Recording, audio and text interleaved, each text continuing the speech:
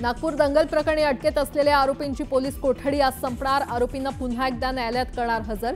तर मास्टरमाइंड फहीमची सायबरकडून चौकशीची शक्यता। खुलताबाद परिसराची एनआयए पथकाकडून पाहणी। औरंगजेब कबर वादाच्या पार्श्वभूमीवर पथक अलर्ट मोडवर।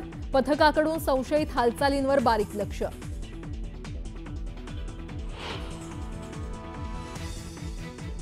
परभणीतील सोमनाथ सूर्यवंशीचा मृत्यू पोलीस कोठडीतील मारहाणीतच। न्यायदंडाधिकाऱ्यांच्या अहवालात पोलिसांवर ठपका। गोपनीय अहवाल राज्य मानवाधिकार आयोगासमोर दाखल।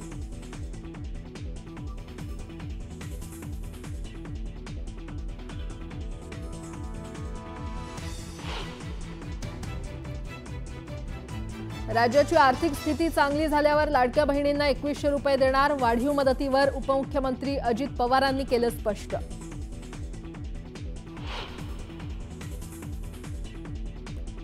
ग्रामविकास गोरेंवर आरोप करणाऱ्या महिलेला खंडणी प्रकरणात अटक। 1 कोटीची खंडणीची रक्कम स्वीकारताना सातारा स्थानिक गुन्हे शाखेकडून रंगेहात अटक। पुण्यातील बस जळीत कांडाचं सीसीटीव्ही न्यूज 18 लोकमतच्या हाती। मजुराचं काम सांगितल्याच्या रागातून चालकाने 4घांना जिवंत जाळलं। चालक जनार्दन विरोधात गुन्हा दाखल।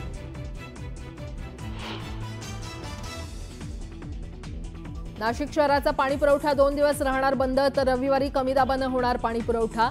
तांत्रिक कामासाठी पाणी पुरवठा बंद राहणार असल्याची पालिकेनं दिली माहिती। समृद्धी महामार्गावरील टोलचे दर वाढले। समृद्धीवर आता 19% जास्त शुल्क भरावं लागणार। येत्या 1 एप्रिलपासून नवे टोल दर लागू होणार।